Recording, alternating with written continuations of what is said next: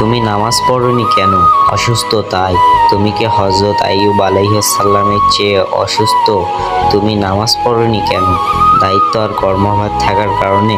তোমার কি সুলাইমান আলাইহিস সালামের চেয়েও রাজত্ব, নাকি যে রাজত্ব সামলাতে গিয়ে নামাজ পড়তে পারোনি? তুমি নামাজ পড়োনি কেন? স্বামী অত্যাচারের কারণে? তোমার স্বামী কি বিবি আসিয়া স্বামী ফিরআউনের চেয়েও বেশি অত্যাচারী? তুমি নামাজ পড়োনি কেন? সাংসারিক কাজকর্মের কারণে? তুমি কি ফাতেমা রাদিয়াল্লাহু আনহু এর চেয়েও বেশি সাংসারিক? না, নামাজে কোনো অজুহাত চলবে না। সমুদ্র হাবুডুবু খেলেও নামাজের সময় হলে নামাজ আদায় করতে হবে। আল্লাহ সুবহানাহু ওয়া তাআলা আমাদেরকে সবাইকে ৫ ওয়াক্ত নামাজ পড়ার তৌফিক দান করুন। ভিডিওগুলি যদি ভালো লেগে থাকে তাহলে অবশ্যই সাবস্ক্রাইব করে পাশে থাকবেন আরও নতুন নতুন ভিডিও পেতে। ধন্যবাদ।